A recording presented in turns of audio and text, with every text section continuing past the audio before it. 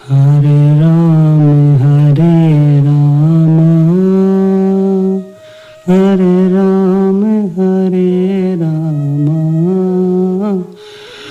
हरे कृष्ण हरे कृष्ण हरे कृष्ण हरे कृष्ण। तो प्रेमी भगत जनों, आज के वीडियो का जो हमारा टॉपिक है वह है इलाज सफल क्यों नहीं होता है। आप तंत्र काट कराने गए लेकिन काट होती नहीं। आप कहीं से इलाज करा रहे हैं, अपनी झाड़ फूक करा रहे हैं, कोई साधना कर रहे हैं, लेकिन आपका तंत्र काट होता नहीं है, आपको राहत मिलती नहीं है। कुछ लोग बड़े बड़े धामों पर जाते हैं, बड़े बड़े भक्तों से मिलते हैं, बड़े बड़े गुरुओं के दरबार में चक्कर काटते हैं, लेकिन उनको कोई राहत मिलती नहीं है, कोई आशा की किरण उन्हें दिखाई देती नहीं है। वो थक चुके हैं घूम घूम के, चक्कर काट काट के। ऐसे ही एक भगत हैं प्रमोद श्रीवास्तव जी, रांची झारखंड से। वह हमसे पूछते हैं कि गुरुजी, पिछले 8 साल से मैं अनेक धामों पे गया, बड़े बड़े भक्तों से मिला, बड़े बड़े गुरु थे जिनके बड़े बड़े नाम हैं, बड़े बड़े नामी गिरामी उनके धाम हैं, टेलीविजन तक पे आते हैं। इतने चक्कर काटने के बावजूद मुझे राहत मिल नहीं पाई है। राहत तो छोड़ दीजिए, मेरे साथ उल्टा असर होता है। जितने भी मैं प्रयास करता हूँ, जितने भी बाबाओं से मिलता हूँ, जितने भी ओझा गुनिया सोखा के पास जाता हूँ, अपना इलाज कराने की कोशिश करता हूँ, उतना ही मेरे साथ गलत व्यवहार होता है। परिवार में झगड़े होते हैं, काम धंधा चलता नहीं है, शरीर स्वस्थ नहीं है। तो क्या कारण है कि इतने सब प्रयासों के पश्चात, लाखों रुपए खर्च कर देने के पश्चात, हवन यज्ञ तरह तरह के अनुष्ठान करने के बावजूद हमें लाभ क्यों नहीं मिलता है, हमारा इलाज क्यों नहीं हो पाता है। तो बेटा प्रमोद श्रीवास्तव जी, यदि आप अनेक जगह चक्कर काट लिए हैं, लाखों रुपए आपने लगा दिए हैं अपने इलाज पर, फिर भी इलाज नहीं हो रहा है, आप कहते हैं कि बड़े बड़े धाम पे गया, बड़े बड़े गुरुओं से मिला, भक्तों से मिला, चौकी दरबारों में जहां हजारों लोग बैठे रहते हैं वहां गए, लेकिन फिर भी लाभ नहीं मिल रहा है। अभी हमारे पास कुछ दिन पहले एक अन्य भगत आए थे। वो बता रहे थे कि गुरुजी, मैं बड़े से बड़े धाम पर गया हूं, उनका बड़ा नाम है, लाख लाख रुपए के हवन कर दिए उन्होंने, 3 हवन कर दिए, 3 लाख रुपए मेरे लग गए, हमें अपने गहने जेवर तक बेचने पड़ गए, लेकिन अब भी कोई राहत मिली नहीं है। दूसरे भगत जाते हैं तो वहां पे 40 बार उन्होंने चक्कर काटे, 40 बार चक्कर काटने के बाद भी उनको आराम नहीं मिला। तो इन सब स्थितियों के कारण क्या होते हैं, आपको लाभ क्यों नहीं मिल पाता है, आपका तंत्र काट क्यों नहीं सफल होता है, इसके बारे में इस वीडियो में मैं आपको बताता हूं। बिल्कुल आपको स्टेप बाय स्टेप मैं समझाने की कोशिश करूंगा, शुद्ध हिंदी भाषा में, बड़े ही प्रेम से आपको मैं बताता हूं कि आखिर समस्या आपके साथ क्या होती है। तो सबसे पहली जो समस्या होती है आप लोगों के साथ, वह होती है कि आप बड़े बड़े धामों पर चक्कर तो काटते हैं, जहां हजारों लोग बैठे रहते हैं, अपने इलाज के करवाने आते हैं, गुरु सबको आशीर्वाद देते रहते हैं अपने सिंहासन पर बैठे हुए, जुबान भी चलाते रहते हैं, उपदेश भी देते रहते हैं, फिर भी फायदा क्यों नहीं मिलता है? क्योंकि 6-6 घंटे आप बैठे रहते हैं, आपका नंबर नहीं आता है। आपके गुरु दुर्लभ हैं, आपके भगत दुर्लभ हैं, आपकी पहुंच से बाहर है। और पहुंच से बाहर होने का क्या तात्पर्य है? अब वही भगत बता रहे थे कि गुरुजी 40 बार जा चुका, अभी तक मेरा नंबर नहीं आया। तो जब 40 बार जाने के पश्चात भी आपका नंबर नहीं आता है, 6-6, 7-7 घंटे लाइन में बैठने के बाद भी आपका नंबर नहीं आता है, तो फिर इलाज आपका होगा कैसे? क्योंकि जब तक आप गुरु के समक्ष नहीं बैठेंगे, उनकी दृष्टि आपके ऊपर, पूर्णता आपके ऊपर नहीं पड़ेगी, आपके सर पे उनका हाथ नहीं होगा, आपसे बैठ के वो बारीकी से चीजों को नहीं समझेंगे, सुनेंगे, लक्षण नहीं जानेंगे, आपके साथ क्या गलत होता है वह समझेंगे नहीं, आपसे पूछेंगे नहीं, तो उन्हें कैसे इस चीज का पता लगेगा और कैसे आपका इलाज होगा? तो यदि आपके गुरु दुर्लभ हैं, हजारों हजार लोग बैठे रहते हैं उनके दरबार में, उनकी चौकियों पर भजन कीर्तन चलता रहता है, भक्तों के मिलने के समय 5 मिनट का समय वो दे पाते हैं एक भगत को, और अनेक लोग तो वापस बैरंग लौट जाते हैं, उनका नंबर ही नहीं आता है। ऐसी स्थितियों में आप 4 बार तो क्या, 40 बार तो क्या, 400 बार भी चक्कर काटेंगे तो आपको आराम नहीं मिलेगा। क्योंकि अधिकतर भगत कहते हैं कि हमारा दरबार फरी है, फरी तंत्र काट हम करते हैं, तो फरी के चक्कर में सैकड़ों लोग, हजारों लोग उनके दरबारों में पड़े रहते हैं, व्यर्थ ही पड़े रहते हैं। न तो उनकी कोई संभाल है, न उनसे कोई पूछता है, न उनका नंबर आता है गुरु से बात करने का। नंबर आता है तो कह दिया जाता है कि हो जाएगा, हो जाएगा, आगे चलो, आगे चलो, भीड़ है, दूसरे का नंबर आने दो। तो दुर्लभ गुरु, दुर्लभ भगत यदि हैं तो आपका इलाज कैसे हो पाएगा? आपको गुरु या आपका भगत या आपका तांत्रिक, कम से कम उसके पास इतना समय तो होना चाहिए आपसे बात कर सके, इतना समय तो होना चाहिए कि वह कम से कम 2-4 घंटा एक अकेले आपके ऊपर ध्यान दे सके, आपके लिए जाप कर सकें, आपको अपनी दृष्टि से, दृष्टि की शक्ति से आपके पूरे शरीर को जो है उस पर कृपा कर सके, अपना प्रभाव छोड़ सके, आपसे बैठकर बात कर सके, तभी तो आपका इलाज होगा। तो ऐसी जगह चक्कर काटने का कोई लाभ नहीं है जहां नंबर नहीं आता है या 2 मिनट नंबर आता है, ठीक से आपका नाम पता ही पूछा जाता है, बस कोई लक्षण, कोई बीमारी, कोई इलाज आपका जाना नहीं जाता है। दूसरा होता है, कुछ ऐसे भगत होते हैं जो अपने ही हाँकते रहते हैं। अपने ही हाँकने से मेरा मतलब चुप ही नहीं होते हैं। गुरुजी ये, गुरुजी 30 साल पहले ये था, 20 साल पहले ये था, 10 साल पहले ये था, 5 साल पहले ये था, 2 साल से ये हो रहा है। यानी कि वो रेडियो 92.4 FM इस तरह से उनकी रेडियो चलती ही रहती है, गुरु का तो सुनते ही नहीं है। ऐसा प्रतीक होता है कि वो सब जानते हैं, गुरु आप नहीं, गुरु वह हैं। क्योंकि वो इधर उधर घूमे, चक्कर काटे हजारों जगह, 2-4 बात कहीं की पकड़ ली, 2-4 कहीं की पकड़ ली, उनको जीवन में इंप्लीमेंट किया, अलग अलग जगह की चीजें उनने पकड़ी हैं जो कि विरोधाभासी हैं। खुद ही अपना उन्होंने जीवन को अनबैलेंस कर लिया, बिगाड़ लिया अपनी जीवन की स्थिति को।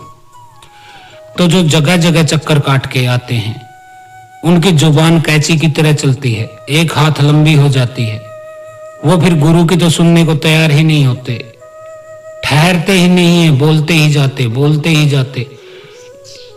इलाज के 4 दिन होते नहीं है कि कहने लग जाते हैं गुरुजी अभी राहत नहीं मिली, अभी बच्चा बीमार है, अभी मैं बीमार।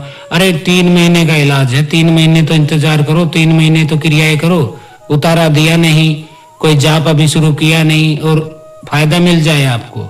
मूर्ख है क्या, या फिर सामने वाला मूर्ख है? ऐसे मूर्ख लोगों का कहाँ इलाज हो पाएगा? कम से कम अपनी साधना पूर्ण करो, देखो दुख सुख क्या होता है, क्या लाभ होता है। पर दूसरे दिन से ही लग जाते हैं कि गुरुजी अभी कुछ नहीं फायदा हुआ है, तो आपको तो फायदा होगा भी नहीं। नंबर 3 पर क्या होता है कि आपका इलाज नहीं हो पाता है, तो यह एक बहुत महत्वपूर्ण चीज है। ये होते हैं आपके कर्मफल, जिसको हम किस्मत भी कह लेते हैं। किस्मत के लेख, भाग्य, इन चीजों से परिभाषित कर देते हैं। यह कर्म ऐसे होते हैं जो अच्छे हो सकते हैं, बुरे हो सकते हैं, आपके इस जन्म के हो सकते हैं, पूर्व जन्म के हो सकते हैं, और उन बुरे कर्मों के कारण ही आपको दंड मिलता है, चाहे वह तंत्र के रूप में मिले, चाहे किसी बीमारी के रूप में मिले, किसी भी रूप में आपको मिले, यह आपके कर्मों के ही फल होते हैं जिनको आप इस जन्म में भोग रहे हैं।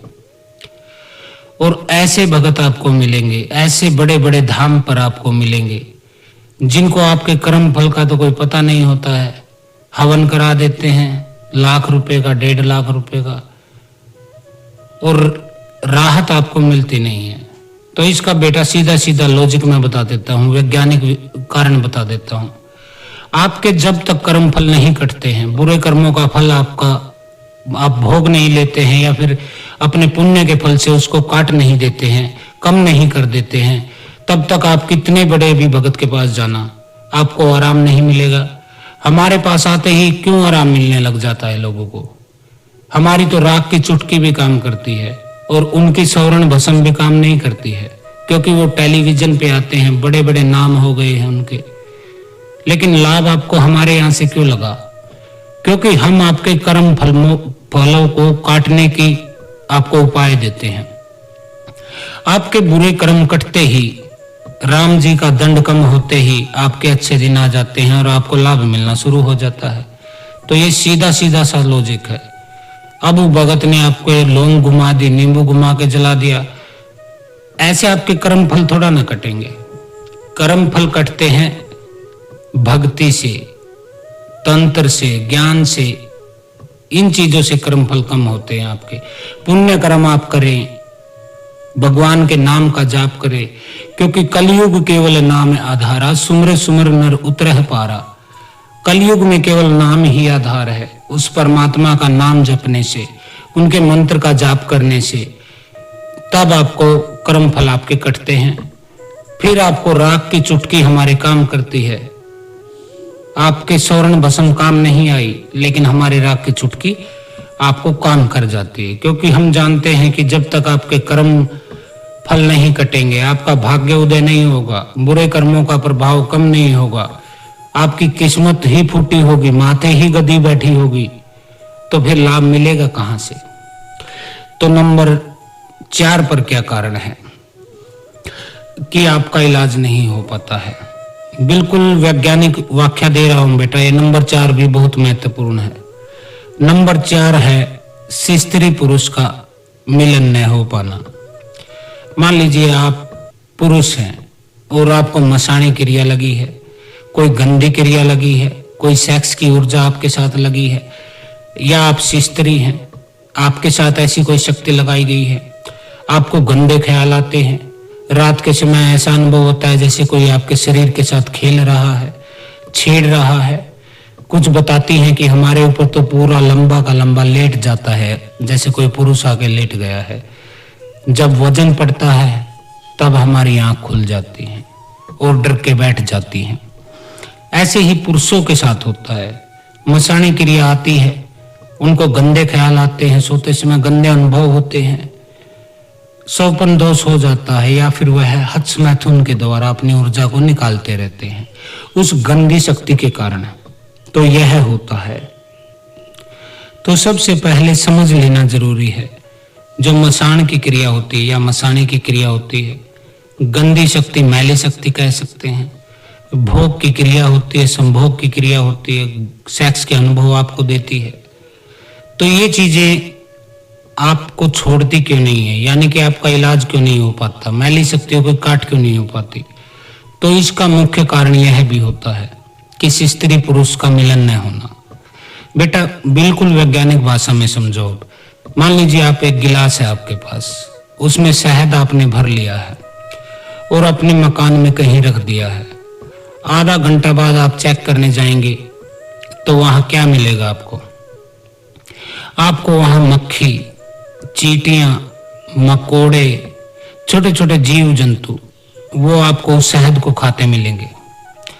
अब आप उस शहद वाले गिलास को हटा दीजिए और एक साफ गिलास वहां रख दीजिए खाली। अब आधे घंटे बाद जाके चेक कीजिएगा, वहां कोई चींटी नहीं मिलेगी, कोई मकोड़ा नहीं मिलेगा, कोई मक्खी नहीं मिलेगी। क्यों? इसका कारण क्या है? बिल्कुल लॉजिकल कारण है, व्यवहारिक कारण है। क्योंकि अब उस गिलास में कुछ था नहीं, वह खाली था। तो ये मैली शक्तियां जो होती हैं, काम ऊर्जा की शक्तियां होती हैं, जो गंदे अनुभव आपको देती हैं, गंदे ख्याल आते हैं, ये आपके साथ क्यों जुड़ती हैं? इसका क्या कारण है? इसका सीधा सीधा कारण होता है, इन आत्माओं को कामना और वासना होती है इनके भीतर, एक अधूरी प्यास होती है इनके भीतर। चाहे यह अकाल मृत्यु को प्राप्त हुई थी, कोई प्रेमी जोड़े की मृत्यु हुई थी, कोई खबीज है, कोई मसान है, उसकी काम भावना की प्रवृत्ति अभी तक इच्छा पूरी हुई नहीं है। अब उसके पास तो शरीर है नहीं, तो उसे एक शरीर की जरूरत होती है अपनी काम वासना को तृप्त करने के लिए। तो यह उसी गिलास के पास जाएगा ना, ये मक्खी या चींटी कहिए इसको, उसी गिलास के पास जाएगा जहाँ शहद होगा। और शहद किस गिलास में होता है? शहद उस गिलास में होता है जिसको कोई यूज नहीं करता है, जिसको कोई पीता नहीं है। उसी तरह मनुष्य का शरीर होता है, चाहे आप स्त्री हैं, पुरुष हैं।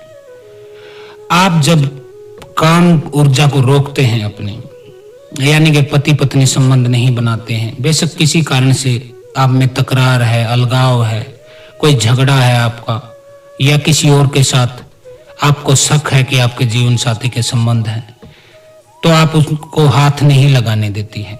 पति जब पास आते हैं तो आप बोलती हैं मुझे हाथ मत लगाओ, दूर रहो मुझसे, उसी के पास जाओ जिससे प्यार करते हो। तो ऐसे काम को दबाने से, काम ऊर्जा को दबाने से, सेक्स एनर्जी को दबाने से यह आपके शरीर में इकट्ठी हो जाती है, ज्यादा हो जाती है मात्रा से, क्योंकि आप दबा रहे हैं, निकाल नहीं रहे हैं, प्राकृतिक रूप से तो निकाल ही नहीं रहे। तो यह काम ऊर्जा इतनी बढ़ जाती है कि इसकी खुशबू चारों तरफ फैलने लग जाती है। यह भी मैं बता देता हूं कि खुशबू कैसे फैलती है। आपने देखा होगा, किसी कुत्ते को भी देखा होगा, अन्य प्राणियों को भी देखा होगा, भैंस को, गाय को, सबको देखा होगा। जब उसके गर्भवती होने का समय आता है, प्राकृतिक रूप से उसकी योनि से एक गंध आने लग जाती है, और उस गंध को आपने देखा होगा, रोड पे भी देखा होगा। सांड जो होते हैं ना, वो योनि को सूंघते हैं। ऐसे ही भैंसा होता है, कुत्ते होते हैं। अभी एक कुत्ती, कोई कुतिया काम उत्तेजित है, तो आपने देखा होगा कि दूर दूर की कॉलोनियों से कुत्ते आपके कॉलोनी में आने लगते हैं। तो योनि से एक स्मेल निकलती है स्त्रियों की, यानी कि चाहे वह पशु रूप में है, पक्षी रूप में है या मनुष्य रूप में है, तो वह स्मेल निकलने लग जाती है। क्योंकि काम को यदि हम दबाएं तो वह शहद का गिलास भर जाता है। और यह स्थान कहाँ होता है शरीर में? नाभि से 2 अंगुल नीचे टिंटनी नामक एक केंद्र होता है स्त्रियों में, वहां पे आपकी काम ऊर्जा इकट्ठी हो जाती है। गिलास का उदाहरण मैंने इसीलिए दिया बेटा, ताकि आप सही से समझ सको। और शहद का उदाहरण, आपका जो टिंटनी केंद्र होता है नाभि के नीचे, वहां पर आपकी काम ऊर्जा का ये गिलास भर जाता है। फिर उसकी सुगंध इधर उधर फैल जाती है। उसकी सुगंध को मसान सूंघते हैं, जिन सूंघते हैं, खबीज, अतृप्त आत्माएं, नेगेटिविटी कह लीजिए, मसानी शक्ति कह लीजिए, मसान की क्रिया कह लीजिए, काम ऊर्जा की शक्तियां कह लीजिए। इनको खुशबू वह आती है तो ये आपके पीछे लग जाती हैं, फिर आपको छोड़ती नहीं है। छोड़ेंगी क्यों? क्योंकि गिलास पूरा भरा हुआ है आपके भीतर। यह मक्खी की तरह, एक भंवरे की तरह, एक चींटी की तरह, मकोड़े की तरह, यह उस शहद को चाटने के लिए आपकी नाभि के नीचे ही बैठ जाती हैं। तभी तो अक्सर मुझे स्त्रियां बताती हैं कि गुरुजी हमारी नाभि के नीचे दर्द रहता है, बार बार दर्द रहता है, लगातार दर्द रहता है। तो इसका कारण क्या है? इसका स्पष्ट कारण है कि वहां पर गंदी शक्ति बैठ गई है और उसे पूरा राशन मिल रहा है खाने के लिए, तो वह क्यों जाएगी वहां से? क्योंकि काम ऊर्जा, जीवन ऊर्जा भी कहते हैं इसको, प्राण ऊर्जा भी कहते हैं इसको, आपकी आत्मा की ऊर्जा भी कह सकते हैं। ये एक ही चीज होती है बेटा। काम का उल्टा रूप राम है, राम का उल्टा रूप काम है। तो आप काम की तरफ मुख करेंगे या राम की तरफ करेंगे, वह आपको देखना है। यदि आपके साथ भी ऐसा हो रहा है कि आप काम को प्राकृतिक रूप से नहीं निकाल पा रहे हैं, स्त्री पुरुष के संग में आपका जीवन ठीक से नहीं चल रहा है, तो आपका ये गिलास भरा रहता है और मैली शक्तियों को ऊर्जा मिलती है, इससे ताकत मिलती है। उनकी अतृप्त कामनाएं हैं, वह तृप्त करने के लिए शरीर की जरूरत होती है। और शरीर भी आपके जैसा, जो कि पति से संबंध नहीं बना रहा, या आप पुरुष है तो पत्नी से संबंध नहीं बना पा रहे, तो यह काम ऊर्जा जब तक बैलेंस नहीं होगी बेटा, बुरी शक्ति आपका पीछा नहीं छोड़ेंगी। इसी तरह पुरुषों में उनकी नाभि के नीचे तानदेन नामक एक तत्व होता है, केंद्र होता है, सेंटर होता है, वहां पर गंदी शक्तियां आके चिपक जाती हैं और उस पुरुष की जीवन ऊर्जा को, उसकी काम ऊर्जा को वह खाती रहती हैं। उस पुरुष के साथ क्या होता है, उसकी या तो शादी नहीं हो पाती है, शादी हो जाती है तो फिर निभती नहीं है, अलग अलग रहते हैं, घर में एक रहते हैं लेकिन हर समय झगड़े रहते हैं, प्रेम भाव उनके बीच रहता नहीं, मिलन उनका हो पाता नहीं है। ऐसे पुरुषों को भी गंदे ख्याल आते हैं, बहुत ज्यादा गंदे ख्याल आते हैं, खासकर पूजा के समय तो उनको बहुत ज्यादा गंदे ख्याल आते हैं। यदि वह कोई जाप करते हैं या पूजा आराधना करते हैं, उस समय तो देवी देवताओं के साथ भी उसको खुद के गलत संबंध के दृश्य दिखाई देते हैं या स्त्रियां दिखाई देती हैं। तो उसका भी सीधा सीधा कारण यह है कि उसकी नाभि के नीचे भी शहद का गिलास है, यानी कि बैलेंस नहीं है उसकी काम ऊर्जा। और काम ऊर्जा दो रूपों में होती है बेटा। एक ऐसे लोग होते हैं जो स्त्री के पीछे भागते हैं, दूसरे होते हैं जो स्त्री से दूर भागते हैं। पहले वाले जरूरत से ज्यादा काम को निकालते हैं, यानी कि वीर्य संकलन करते हैं। सोपन के माध्यम से सोपन दोष होता है, हाथ के द्वारा वह हत्स मैथुन करके ऊर्जा को निकालते, घात का रोग उन्हें लग जाता, पेशाब के साथ उनका वीर्य निकल जाता, जलन होती पेशाब में। तो यह क्या कारण है?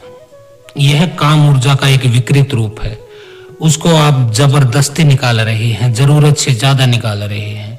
वह आपकी जीवन ऊर्जा है, जितना अधिक तेजी से उसको निकालेंगे उतना ही आप मृत्यु के मुख में समाते चले जाते हैं। दूसरा विकृत रूप होता है स्त्री से दूर भागना। इसको हम कैसे देख सकते हैं? जैसे स्त्री के साथ वह शादी की बात बोलो तो शादी करना नहीं चाहता है, बोलता है मुझे अभी शादी नहीं करनी।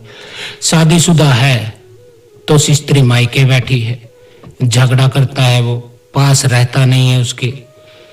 ये सब मसाणी क्रिया के अंतर्गत आते हैं कि स्त्री और पुरुष अलग अलग जीवन जिए, दोनों ही अपनी काम वासना को दबाने लगे और दोनों ही के काम के स्वरूप विकृत स्वरूप में सामने आते हैं। विकृत स्वरूप कैसा होता है?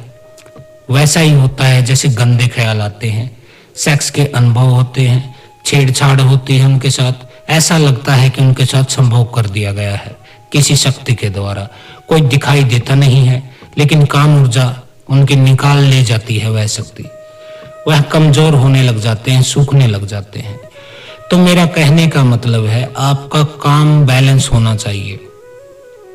जब तक आपकी काम ऊर्जा बैलेंस नहीं होगी, बुरी शक्ति आपको छोड़ेंगी ही नहीं, क्योंकि उन्हें खाने को मिल रहा है और खाने को भी ऐसा मिल रहा है जिसके लिए वो लालायित रहते हैं, जीभ निकाले फिरते हैं। काम ऊर्जा, जीवन ऊर्जा, प्राण ऊर्जा, इनको प्रेत खाना चाहता है, चाहे स्त्री हो या पुरुष, दोनों के लिए बता रहा हूं बेटा। इसलिए भी आपका इलाज नहीं हो पाता है क्योंकि उन्हें भरपूर मात्रा में खाने को मिलता है आपके शरीर से। आप पति पत्नी का मिलन करते नहीं हैं, आपकी मजबूरी हो सकती है, अलगाव हो सकता है, झगड़ा हो सकता है, लेकिन यदि आप बैलेंस नहीं रखेंगे ना चीजों को, तो इलाज आपका होगा नहीं। नंबर 6 पर क्या होता है कि आपका जो है इलाज नहीं होता है, तो नंबर 6 है प्रचार करते रहना। आप कहीं भगत से इलाज करा रहे, तांत्रिक से, उसने क्या विधि दी है, क्या उतारा बताया, क्या मंत्र बताया, आपको कितना फायदा मिला, आपको क्या दिखाई दिया, क्या सपना आया, क्या अनुभव हुआ, यह सब चीजें आप ढोल पीटते रहते हो अपने परिवार में, आस पड़ोस में, रिश्तेदारों को, मित्रों को, तो यह प्रचार आपके लिए भारी पड़ जाता है। क्योंकि तंत्र एक बहुत ही गुप्त प्रक्रिया है। तंत्र तो ऐसे होना चाहिए कि एक हाथ से करो तो दूसरे हाथ को पता न चले, लेकिन आप उन चीजों को उड़ाते हैं अपने मित्रों से, अपने रिश्तेदारों से, तो इसलिए भी आपका इलाज नहीं हो पाता है। अपने अनुभव दूसरे से शेयर करने से शक्तियां रुष्ट हो जाती हैं, झूठी पड़ जाती हैं, आपकी मदद नहीं कर पाती हैं। इसलिए जहां भी आप इलाज कराएं, उस प्रक्रिया को गुप्त रखें। क्या मंत्र दिया है, क्या उतारा करना है, कैसे पूजा करनी है, किस तरह से आपको लाभ मिल रहा है, क्या क्या देवी देवताओं के या प्रेतों के, मसाणों के आपको सौपन आ रहे हैं, क्या दिख रहा है, ये चीजें बिल्कुल गुप्त रखने की होती हैं। खाली अपने गुरु से आप इनको बताइए, बाकी तीसरे किसी से आप बताएंगे तुरंत शक्तियां और आपकी प्रक्रिया झूठी पड़ जाती है। फिर आप बोलते हो कि गुरुजी लाभ नहीं मिला है। नंबर 6 पर कुल देवी और पितरों का अनुकूल न होना। आप जाते तो हैं बड़े बड़े भक्तों के पास, बहुत मोटे मोटे भक्तों के पास भी जाते हैं, बड़े लाखों में हवन करने वालों के पास भी जाते होंगे, लेकिन शायद वह आपको बताते नहीं, या फिर उन्हें खुद पता नहीं कि किसी भी तंत्र काट में, किसी भी बीमारी के तंत्र में, इलाज में कुल देवी और पितरों की भूमिका अनिवार्य होती है। जब तक आपके कुल देवी पितर आपके साथ नहीं हैं, आपके दाहिने नहीं खड़े हैं, आपकी मदद नहीं कर रहे हैं, आपकी और आपके भगत की, तब तक आपका तंत्र काट हो ही नहीं सकता है। शायद उन बड़े बड़े भक्तों को यह पता ही नहीं है कि कुल देवी और पितर के क्या महत्व है। वो खाली लौंग घुमाते हैं, नींबू घुमाते हैं और आपको बोल देते हैं कि हो गया इलाज, लाइए लाख रुपए हवन कर देते हैं, आपको चूतिया बना देते हैं वो। क्योंकि कुल देवी और पितरों को साथ लिए बिना कोई तंत्र काट होता ही नहीं है। या तो उन्हें पता नहीं है, या वो जानबूझकर आपसे छुपाते हैं, तो इस चीज का तो उन्हें ही पता होगा। बाकी मेरे जो मार्ग है, जहां तक हमने देखा सीखा, कुल देवी पितरों के बगैर कोई भी तंत्र काट आपका हो नहीं सकता है। इसके बाद 7वां कारण क्या है? दुश्मनों के निरंतर प्रहार होते रहना। यानी कि जो आपके ऊपर तंत्र कराते हैं, वह आपके इलाज के दौरान अपने तांत्रिक से बार बार, जैसे कौवा चोंच मारता है ना, ऐसे शक्तियों को भेजकर आपको चोंच मारते रहते हैं, जिससे आपकी साधना भंग हो जाती है, इलाज आपका टूट जाता है। बड़े बड़े भगत आपको न तो सुरक्षा मंत्र देते हैं, न आसन मंत्र देते हैं, न माला मंत्र देते हैं, कोई रक्षा मंत्र नहीं देते हैं, खाली गुरु मंत्र पकड़ा देते हैं छुट्टी, न कोई शक्ति मंत्र देते हैं। आसन को कैसे कील कर बैठना है ताकि आपके जाप की ऊर्जा को कोई प्रेत खा ना सके, यह चीजें तो आपको बताते नहीं है आपके बड़े बड़े गुरु, बड़े बड़े धाम, बड़े बड़े भगत। फिर इलाज कैसे होगा जब तक आपके पास सुरक्षा ही नहीं? मान लीजिए आप बैठे हैं जाप के लिए, 2100 आपने जाप कर लिए और सारे जाप की ऊर्जा को वह नेगेटिव एनर्जी खा गई, तब आपको क्या मिला? आपने भोग लगाया भगवान को, देवता को, बर्फी चढ़ाई है, दीपक जलाया है, धूप बत्ती कर रहे हैं, और वह नेगेटिव शक्ति उस दीपक के ऊपर पेशाब कर देती है, थूक देती है, आपके देवता रुष्ट होकर चले जाते हैं अशुद्धि के कारण। लेकिन आपके बड़े बड़े भगत ये बताते नहीं हैं, या उनको खुद ही नहीं पता है कि जब भी कोई साधना होती है तो सुरक्षा मंत्र, आसन मंत्र, माला मंत्र, ये चीजें अनिवार्य होती हैं। गुरु का हिस्सा होता है, गुरु का अंश रहता है साथ में रक्षा के लिए, लेकिन वो बैठे अपने माइक में भाषण देते रहते हैं और आप चक्कर काटते रह जाते हैं। नंबर 8 पर है जप ऊर्जा की चोरी होना। मान लीजिए आपको कोई मंत्र दिया गया है, कोई साधना दी गई है, कोई भोग बताया गया है, कोई उतारा बताया गया है, लेकिन उसकी रक्षा का ज्ञान आपको नहीं है। अब आपको ज्ञान कहां से आए? आपको तब ज्ञान आए जब आपका भगत बताए, आपका गुरु, तांत्रिक, ओझा, गुनिया, सोका जो भी है। लेकिन उनको टाइम कहाँ है आपसे मिलने का? 6-6 घंटे आप लगे रहते हैं लाइनों में, लेकिन नंबर नहीं आता है। नंबर आता है तो एक बार हाथ फेर के बोल देते हैं, जाओ बेटा हो जाएगा। उनके कोई शिष्य, कोई सेवक ही आपको विधि भी लिख के देते हैं, बताते समझाते हैं। गुरु के पास तो इतना भी टाइम नहीं है कि वो आपको बताए। फिर आपके जप ऊर्जा की रक्षा कैसे होगी? अब मान लीजिए आपने 1 लाख जप कर दिए हैं अपने तंत्र की काट के लिए, लेकिन 1 लाख के जप को वही नेगेटिव एनर्जी चोरी कर लिया, खा लिया, चूस लिया, जो आपके पीड़ित कर रही थी। अब वह तो हो गई ना पहलवान। अब क्यों हटेगी? वह आपको ही पीड़ित करेगी, ज्यादा डबल नुकसान करेगी, आपको पीड़ित करेगी, पीटेगी। तभी तो लोग कहते हैं मुझे कि गुरुजी जितना पूजा पाठ करता हूं उतना ही ज्यादा मेरे साथ उल्टा होने लगता है, नुकसान होने लग जाता है, बर्बादी की तरफ चले गए हैं। तो इसका सीधा सीधा कारण यही है बेटा कि आपके जप की ऊर्जा को वह प्रेत खा रहा है। अब इसको रोकना चाहिए, तभी आपको लाभ मिलेगा। नंबर 9 पर क्या कारण है? अलग अलग जगहों पर चक्कर काटना। मान लीजिए इलाज मेरे पास चल रहा है, आप किसी दूसरे भगत के पास भी चक्कर काट रहे हैं किसी और काम के लिए। मेरे पास तंत्र काट के लिए आए हैं तो बेटे के लिए कहीं दूसरे भगत के पास घूम रहे हैं, घर में चोरी हो गई तो तीसरे भगत के पास घूम रहे हैं, कुछ आपको नुकसान हो गया तो चौथे भगत के चक्कर काट रहे हैं। ऐसे लोगों को भी कभी लाभ नहीं मिलता है, क्योंकि ऐसे लोग मूर्ख होते हैं, महा पाखंडी होते हैं। वो खुद नहीं चाहते कि हम ठीक हो, जबकि पूर्ण गुरु एक ही होता है। आपके हर काम की आप उसी से सलाह लीजिए कि गुरुजी अब मुझे ये दिक्कत है, अब मुझे वो दिक्कत है, ये काम होना था, ये काम नहीं होना था। बेटा, बेटी, पत्नी, भाई, सबका उसी से पूछिए, एक ही गुरु से। अगर अलग अलग जगह चक्कर काटोगे अलग अलग काम के लिए तो फिर ना तो यहाँ के रहोगे ना वहां के। आपने सुना ही होगा कि धोबी का कुत्ता न घर का ना घाट का। पट्टा किसी का गले में लटकाया है और दरबार में किसी के बैठे ताली पीट रहे हैं। ऐसे लोगों का भी इलाज नहीं हो पाता है जो एक ही समय में 2-2 गुरु रखते हैं। नंबर 10 पर क्या है? आपका इलाज क्यों नहीं होता? नंबर 10 होता है परिवार का साथ न देना। मान लीजिए आप पुरुष हैं या स्त्री हैं, आप पीड़ित है तंत्र बाधा से, गंदी मैली शक्तियों से, लेकिन आपके पति नहीं मानते हैं। पुरुष है तो पत्नी नहीं मानती है, उसे विश्वास ही नहीं इन चीजों में, वह आपका साथ नहीं देती है। ऐसी स्थितियों में भी आपका इलाज नहीं हो पाता, क्योंकि जब इधर से भगत आपके पास शक्ति भेजता है, आपके ऊपर कोई प्रक्रिया करता है, तो वह प्रेत आपकी पत्नी में चला जाता है कुछ समय के लिए। आपको लगता है कि ठीक हो गया मैं, लेकिन वह पत्नी में जाके बैठ जाता है या फिर पति में जाके बैठ जाता है और थोड़ी देर बाद वो फिर आप में आ जाता है। तो परिवार का साथ होना बहुत जरूरी है, सबका मिलके काम करना जरूरी है। जिस जिसको पीड़ा है उनका जाप करना जरूरी है। आप उतारा करने जाते हैं, पत्नी मना कर देती है कि मेरे ऊपर से तो मत घुमाओ, या पति मना कर देते हैं कि मेरे ऊपर से मत घुमाओ, तो ऐसे कैसे इलाज हो पाएगा? क्योंकि शक्ति को यदि निकालना है तो आपके घर में जो भी प्राणी है, चाहे कुत्ता है, बिल्ली है, गाय है, भैंस है, सबके ऊपर से ही उतारा घूमेगा। नहीं तो उसके अंश उस चीज में बैठ जाते हैं जिसका उतारा नहीं हुआ है। उतारे के पश्चात वह फिर से सबको पकड़ लेता है। तो यह अनिवार्य है। और नंबर 11 पर क्या है?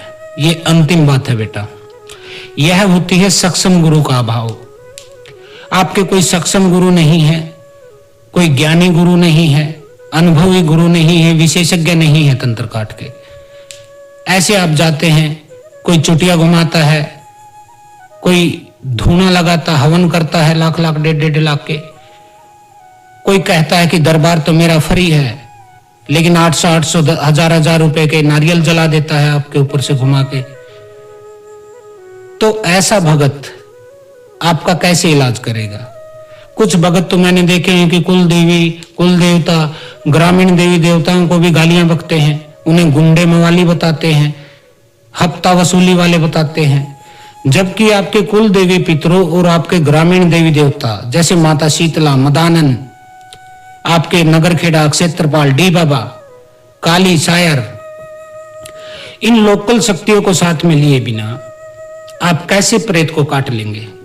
अब मान लीजिए कोई केस महाराष्ट्र का है, अपराधी वहां कोई अपराध करके दिल्ली चला जाता है और महाराष्ट्र की पुलिस उसे पकड़ने आती है, तो आपको पता ही होगा वह पहले दिल्ली पुलिस से संपर्क करती है कि ऐसे ऐसे अपराधी है, यहाँ छुपा बैठा है, हमें पकड़ना है, हमें परमिशन भी दीजिए अपने क्षेत्र में कार्रवाई करने की और हमारे साथ आप अपनी फोर्स भी भेजिए, क्योंकि इस इलाके की जानकारी आपको है, आपके कोतवाली को है, आपके अफसरों को है।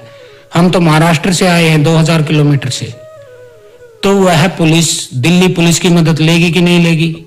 लेगी ना बेटा। उसी तरह जब आपको भगत, आपका गुरु कोई अपनी शक्ति भेजता है आपके प्रेतों को पकड़ने के लिए, तो उसे कुल देवी पितरों की भी अनुमति की जरूरत होती है, क्योंकि उनकी इजाजत के बगैर आपके घर में घुस नहीं सकती है कोई शक्ति। आपके नगर खेड़ा ग्राम देवता की भी जरूरत होती है, क्योंकि ग्राम के मालिक वही होते हैं, उनकी इजाजत बिना कोई कार्रवाई नहीं हो सकती है। माता मदानन के बगैर कोई शक्ति चुराहा क्रॉस नहीं कर सकती है।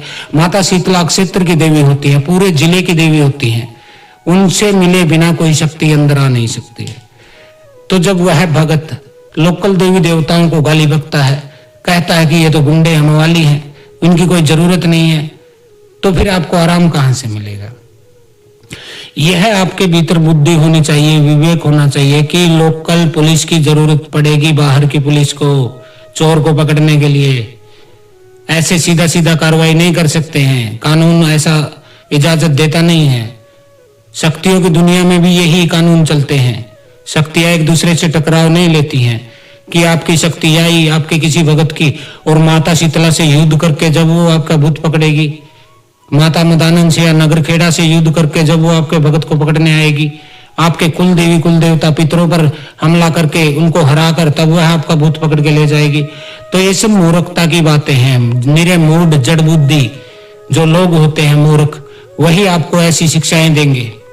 हम साफ साफ बताते हैं आपको, किसी भी शक्ति को आपके घर में आने के लिए इन 7, 8, 10 देवताओं को आपको मनाना पड़ेगा, इनकी इजाजत लेनी पड़ेगी, इनको प्रसन्न करना पड़ेगा भोग द्वारा, मंत्र द्वारा, चाहे भी जैसे, तब ये आपका प्रेत निकालने में रास्ता खोलती हैं, मदद करती हैं। नहीं तो इनकी इजाजत के बगैर तवे की रोटी को भी नहीं पलट सकते हैं आप तंत्र की भाषा में। तो इन कारणों से आपका इलाज नहीं हो पाता है। तो आज के वीडियो में मैंने आपको काफी जानकारियां दी, और भी अधिक जानकारियां देना चाहता हूं मैं इस टॉपिक पर, लेकिन काफी लंबा वीडियो हो गया है। एक अलग से वीडियो बना के मैं आपको और ज्यादा बारीकी से बताने की कोशिश करूंगा कि बार बार और बड़े बड़े भक्तों के पास, गुरुओं के पास जाने के पश्चात भी आपका इलाज क्यों नहीं हो पाता है। तो आज के लिए इतना ही। वीडियो के अंत में आपसे एक अपील करता हूं कि आप शिवानंद आश्रम ट्रस्ट की थोड़ी आर्थिक मदद भी कर सकते हैं। अकाउंट नंबर मैंने स्क्रीन पर डाल दिया है। यदि आपको हमारे प्रोग्राम अच्छे लगते हैं, ज्ञानवर्धक लगते हैं, फायदेमंद लगते हैं, तो आप हमारे ट्रस्ट में आपकी जो इच्छा उतना आर्थिक मदद कर सकते हैं अक्षमता अनुसार। तो आज के लिए हर हर महादेव, ओम काली, आदेश गुरु गोरखनाथ।